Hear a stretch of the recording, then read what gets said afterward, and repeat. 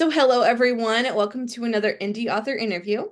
I am joined today by Kristin Jacques, who is the author of Marrow Charm, as well as many other books. So, thank you so much for taking the time to chat with me today. Thank you. Awesome. So, let's just jump right into it. Tell me a little bit about your journey to becoming an author and when you decided to go the self-publishing route. I had a very interesting long journey to becoming an author. I actually had a really hard time finishing books forever. Like I'd Mm, always have ideas and I would get started and I'd have some momentum and then I would just drop off and be unable to finish them. And so to make myself accountable, I tried serialization mhm. online. I joined Wattpad in its heydays back in Yes. like 2015, 2016, that era. Um, and finally, because, I had people yelling at me to post chapters, I finally started finishing books. In fact, that's actually where Marrow Charm first was posted, um, in its very alpha form. Mhm. And it won an award on the Wow. website. It got the one of the Waddies, which is their annual like award they do. So from there, I uh, was trying to find a publisher for it after it was done. I had ideas to continue the story into like a full-blown trilogy. I tried small presses for a while, but eventually I had a lot of troubles with small presses. So after some hits or misses, I finally started my foray into self-publishing. I think that's really cool that you started your journey on Wattpad because I remember Wattpad and I remember AO3 as well. Like those are things that I grew up on. So it's pretty cool to kind of know that you went from there and then you actually made it into a published book. hmm Yeah, I mean, both those sites are well known for their fan fiction aspect, but there's also a surprising amount of original fiction on there too, For sure. which is also kind of tricky to get momentum with. But Marrow Charm did really well. It had over 500,000 reads before it came down. So Oh, wow, that's so cool. And so you talked about, how you started a lot of things but didn't really finish them. So tell me a little bit about your writing process. Like, are you a plantser? Are you a pantser? Do you plot? What do you do when you write your books? in the beginning, I was definitely more of a pantser. I would go into a story with a very, very like skeletal idea of how I wanted things to happen, maybe a concept of how I would want it to start. No idea where it was going to end. As time went on and I began to finish more projects, my style of plotting evolved. Depending on the project, sometimes I will hardcore plot, like down to chapter by chapter or even scene by scene. And sometimes I leave enough room for the characters to go off the rails. Hmm. And I love when people describe writing like that because it's just like, you're really getting into your characters and into the minds of your characters, and they're telling you what to do, like where to go. So I think that that is such a cool way to describe writing. And so what do you enjoy most about writing in fantasy? What kind of makes you like that genre?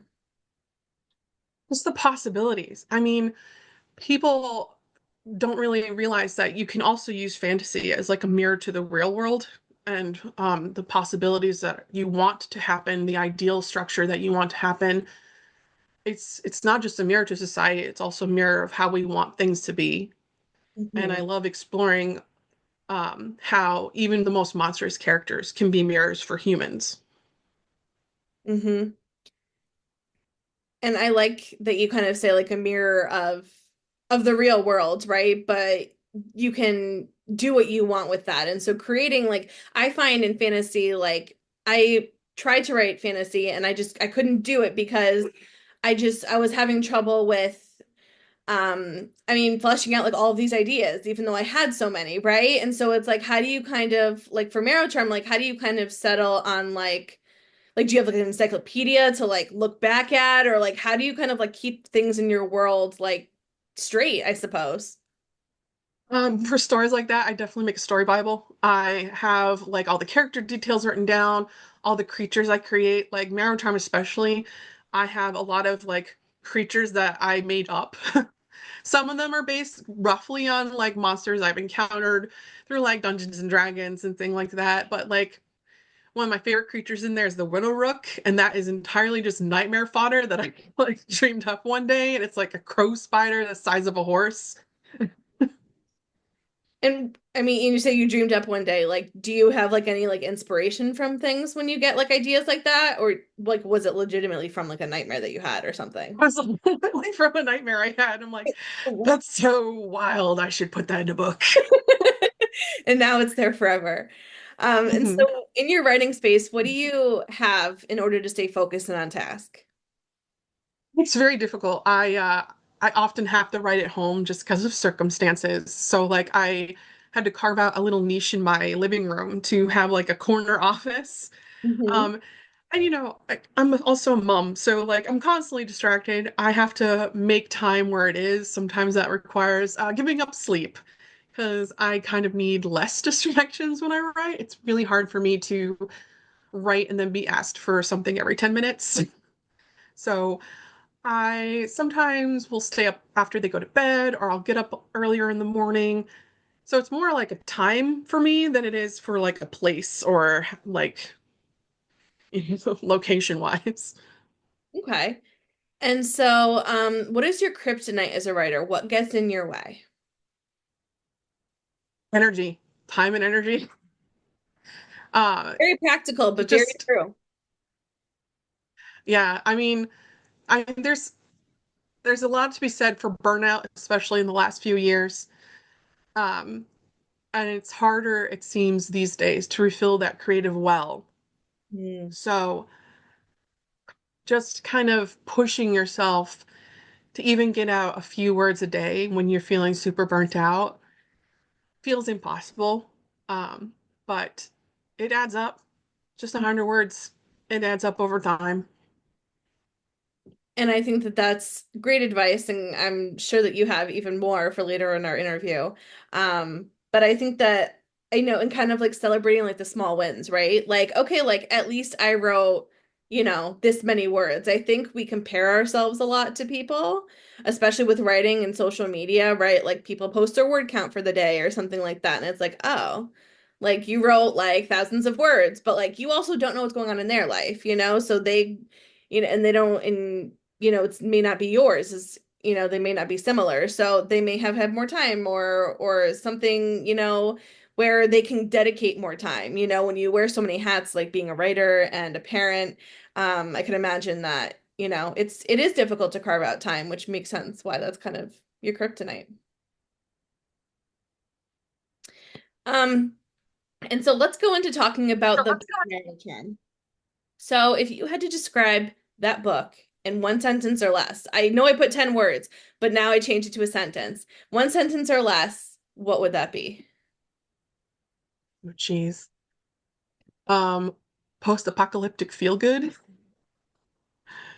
I love that. And like in going into it, like I don't actually read summaries all the time. Usually I just kind of like I am very much into covers, and I'm like, "Oh, like that's a nice cover." But obviously like I love what's on your cover is as above so below, right? I mean, I identify as a witch, so that's like my thing. And then I was like, "Oh, so I love that." And then obviously once you join the Legion, I was like, I need to read this. And so I kind of just like go in blind. And so I really loved like the mashup, like that you just mentioned, post-apocalyptic feel good. Like I loved like like I feel like I didn't read anything like that before.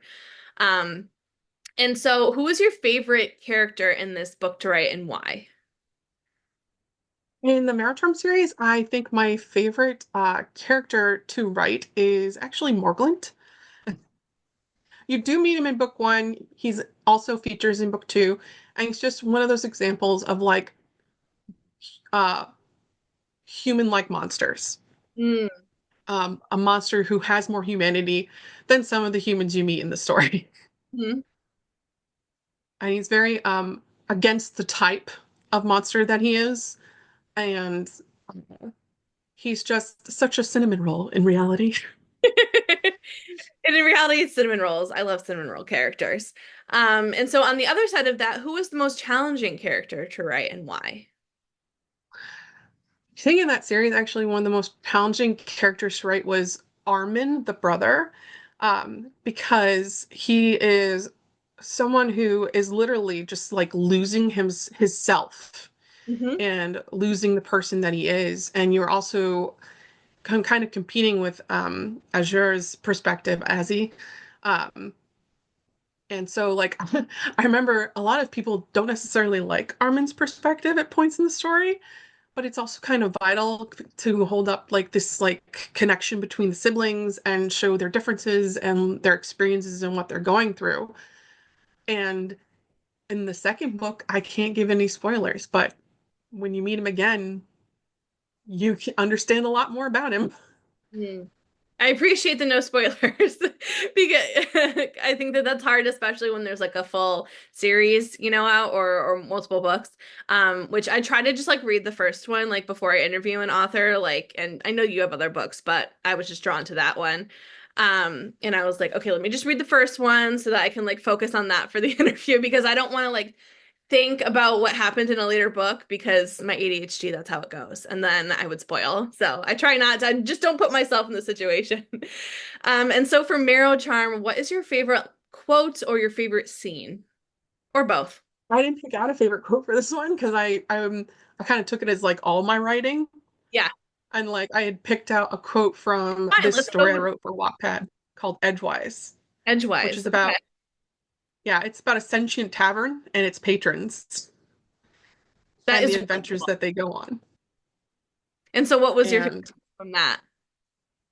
so it's a little bit of a long one, but it's worth it.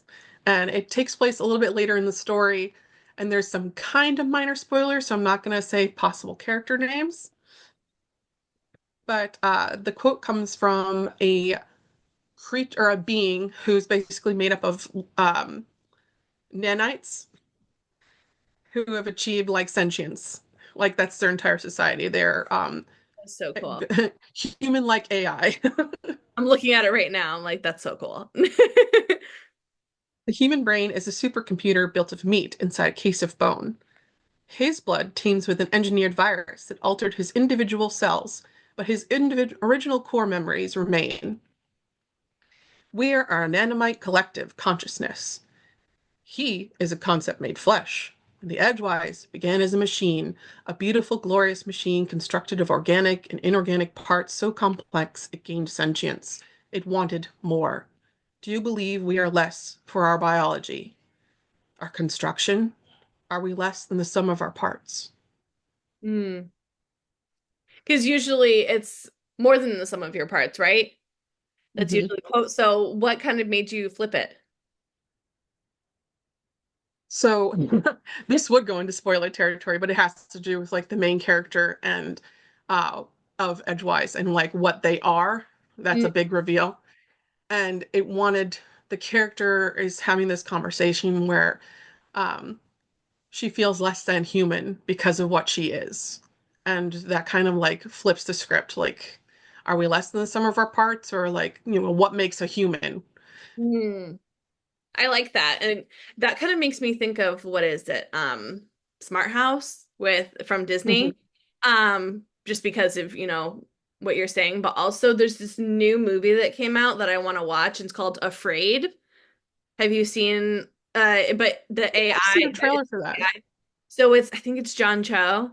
And it's kind of like a, assistant, voice assistant, and it kind of like takes over like protecting the child in whatever way it can. So that kind of makes me think of that. I definitely need to check that one out. It looks like I went on Goodreads and it looks like that also won a Waddy. It did. It's actually still free on Wattpad. Oh wow, awesome. Perfect. I'm definitely gonna have to check it out.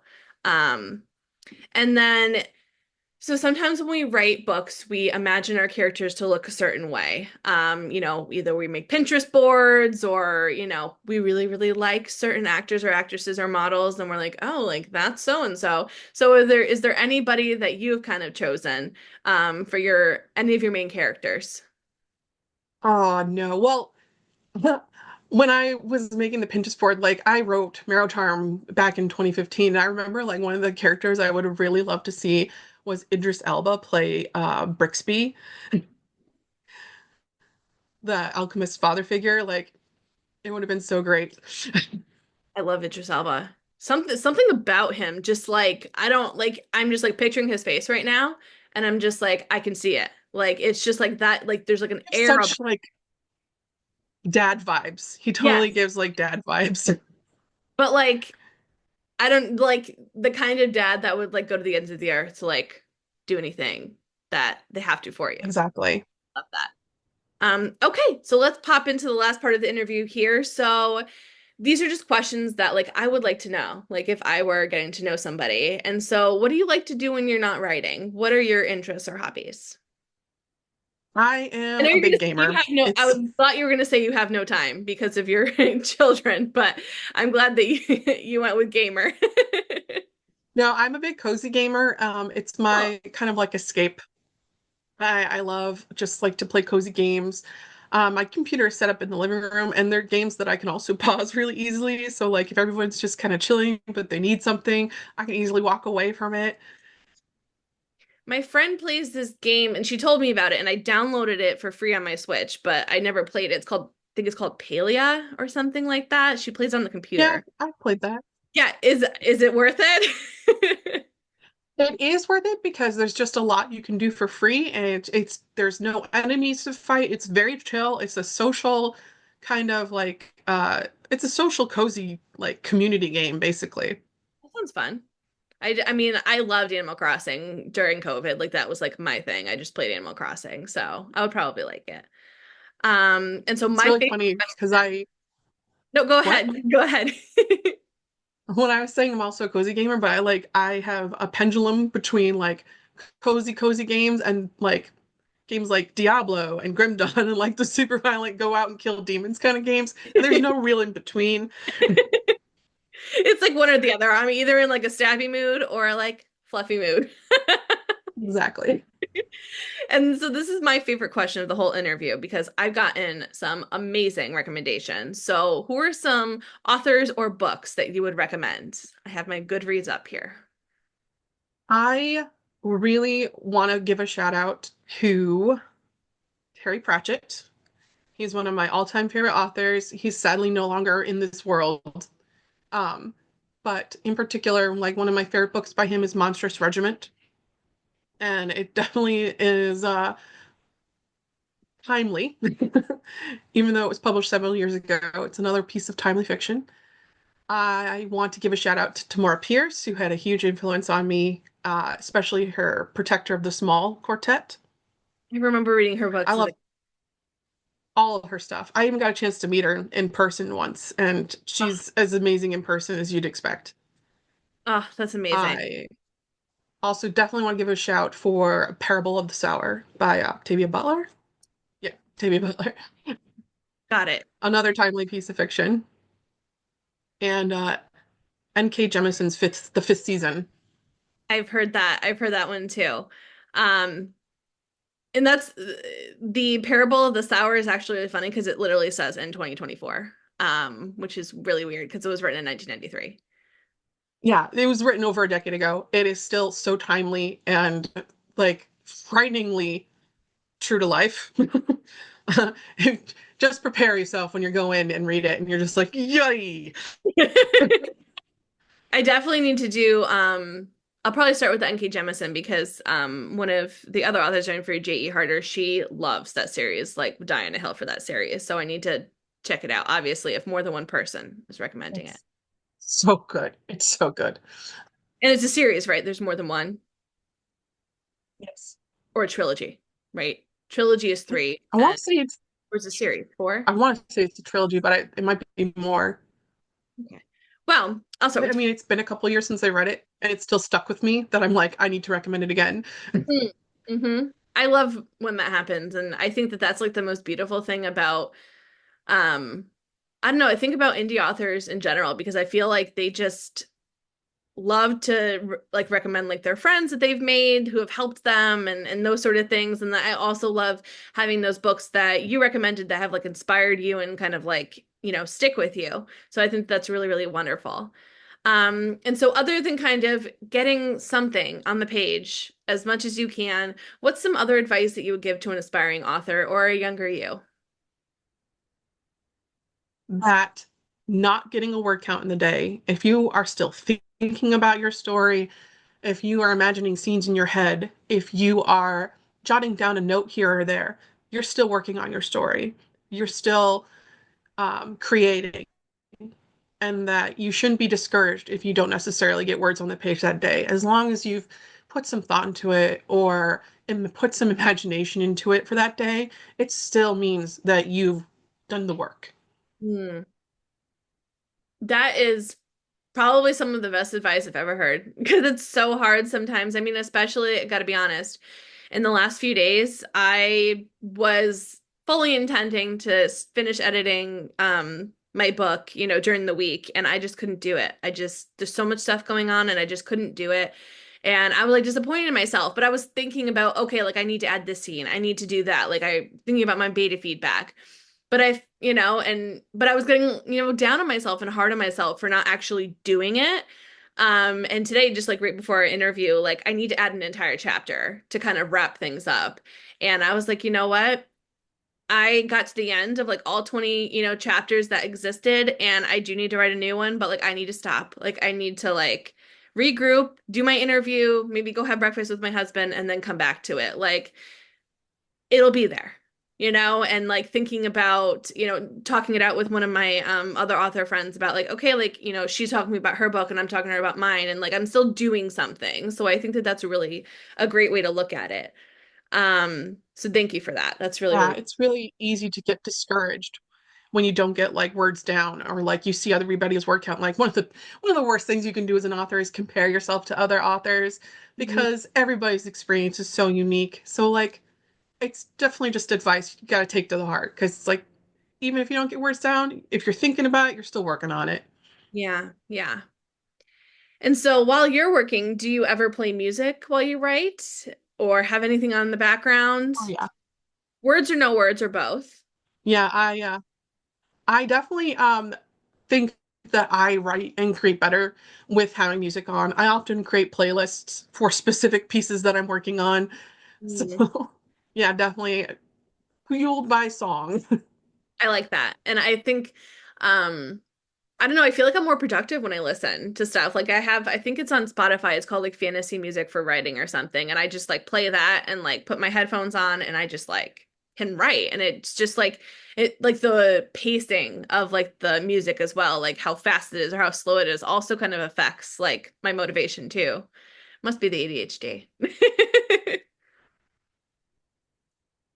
I'll definitely go in and I will create playlist before I even start writing that's tailored just for my ideas behind the book. So like I'm inspired by the music as I go. I love that. And so, obviously the book Marrow Charm that we were talking about is post-apocalyptic. So is there anywhere like when you were like creating like what your world actually looked like and um that you've been to or that you want to go to, whether it be real or fantasy? I can say that I haven't really traveled for Marrow Charm. I really want to travel for some of my other stories. Like I have a series that I'm working on right now, which is basically contemporary mythological mashup. And I would love to go see some of the places that I think about, like where some of these myths originated, like especially in Europe or in other parts of the world.